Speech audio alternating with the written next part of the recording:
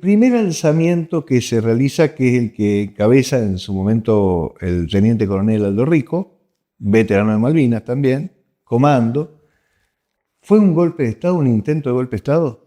No, de ninguna manera. Bueno, hay que entender un poco el contexto y, digo, si vos mirás cómo empieza y cómo termina, te vas a dar cuenta, digamos, qué es lo que pasó y a qué apuntaba, que no fue un movimiento, no fue un alzamiento, fue un claro cuestionamiento de un grupo de oficiales, de un proceso que estaba viviendo el ejército y de alguna manera un planteamiento a los mandos de reflexión y de decir, bueno, esto no queremos que pase, de determinadas circunstancias que estaba viviendo el ejército en ese momento. Estamos hablando del 87, en pleno gobierno de Alfonsín, cuando ya el gobierno de Alfonsín había pasado, digamos, la primera etapa de enamoramiento institucional del 83, 84, 85, con serios, el país con serios problemas económicos.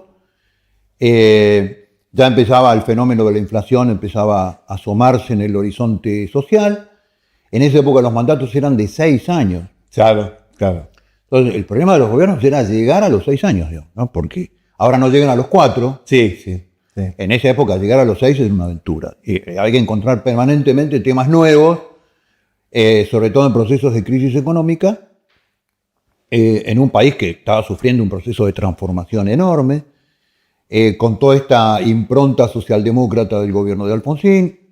Y Alfonsín empieza a ir por lo que él, como socialdemócrata que era, empieza a ir por las vacas sagradas, digamos, ¿no? Y intenta toquetear en el Congreso una serie de grupos de poder, una serie de circunstancias que lo van haciendo retroceder políticamente. Las elecciones intermedias no habían sido buenas para el radicalismo. Entonces aparece, ya había terminado los juicios de la Junta. Los juicios a la Junta habían sido, cuando vos lees en retrospectiva los juicios a la Junta, habían sido de alguna manera el hecho de decir, este tema, que fue un tema de campaña, que es un tema que la sociedad reclama, enjuiciar a los integrantes de la Junta Militar, que habían sido parte de todo un proceso de facto, digamos, adentro de la Argentina. Terminaron los juicios de la Junta, sentencias a los comandantes. Los juicios de la Junta no es lo que plantea Estracera, digamos, la película Estracera, ¿no? Sí. Todos los integrantes del juicio de la Junta habían jurado por el Estatuto del Proceso. Todos. Desde Gil Lavedra, que había sido procurador de la Cámara de Casación Penal 76-77, Estracera, todos habían sido jueces y habían jurado por el Estatuto del Proceso. ¿Cómo se llama? Zaffaroni. Zaffaroni también había sido juez del proceso, había jurado por el Estatuto del Proceso, no por la Constitución Nacional. Entonces, era toda la sociedad que había participado de los gobiernos militares, era un revival de salir a decir, yo no fui, yo no tengo nada que ver, estos tipos son unos miserables, que bla, bla, bla, bla, bla. Claro. Esto fue la Argentina.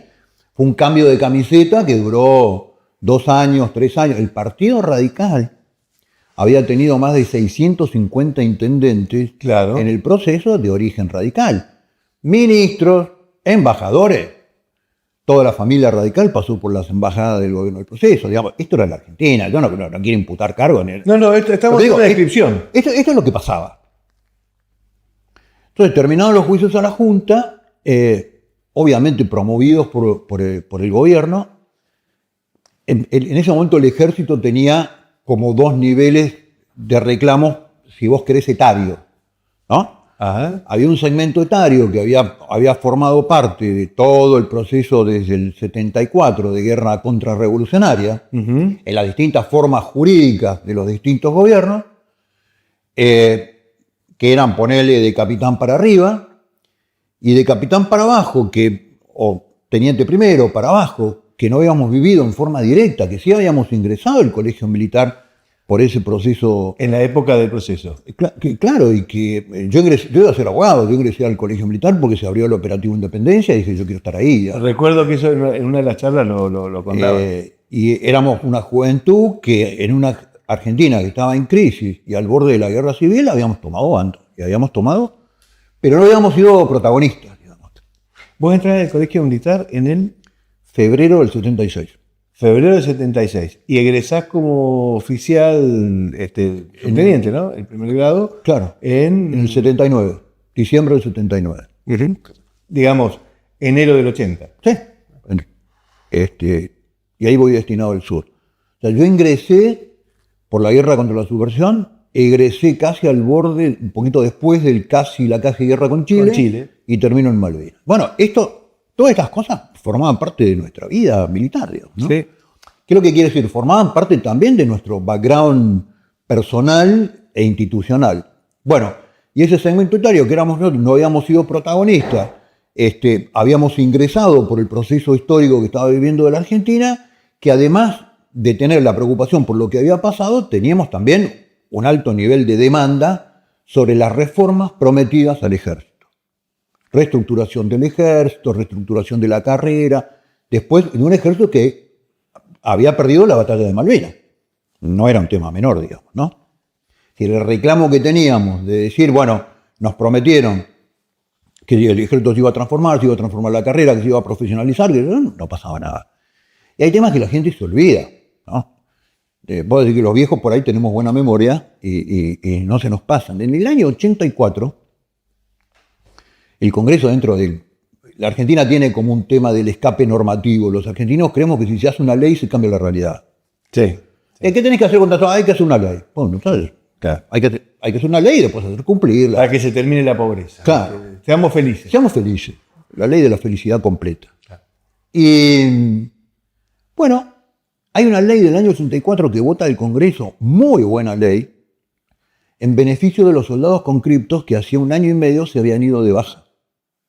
Ajá.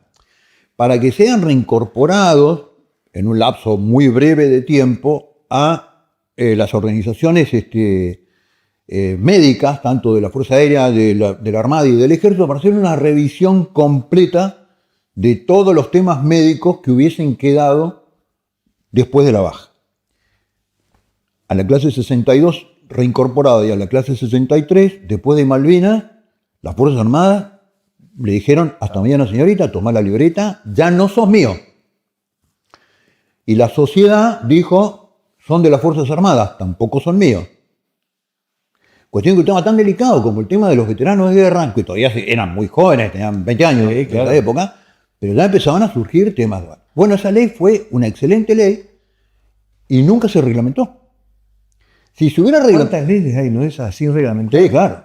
Entonces, y las mejores habitualmente. Entonces el Congreso ese día aplaudieron todos, lloraron todos por la aprobación de la ley, pero la ley nunca se reglamentó y nunca se implementó. Si se hubiera hecho una revisión médica de vuelta a todo lo que había sido dado de baja, ¿sabés cuántos tipos no hubieran tenido enfermedades graves? Suicidios. No hubiera habido tantos suicidios. Hubieran tenido un acompañamiento de lesiones de combate que no tuvieron. Estamos hablando particularmente de aquellos que volvieron de Malvinas. Sí, claro. Bueno, todos estos temas estaban revoloteando ahí, dando vueltas, cuando finales del año 85, mediados, casi a finales del año 85, hay jueces que empiezan con el tema de convocar oficiales subalternos, en ese momento capitanes que habían sido subtenientes en todo este proceso, a declarar.